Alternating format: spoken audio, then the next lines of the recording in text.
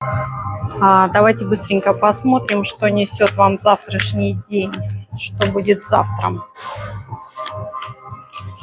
Ну, у кого-то дорога, причем такая долгожданная, радостная.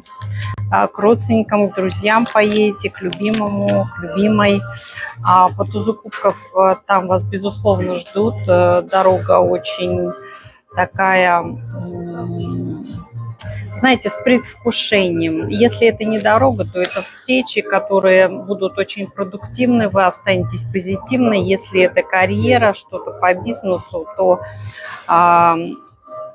это приумножение, вы прям превзойдете сами себя, но не забывайте о том, что баттл с собой никто не отменял, а здесь борьба именно с собой. Смогу ли я быть лучше, смогу ли я, знаете, перепрыгнуть сама себя? Да, сможете.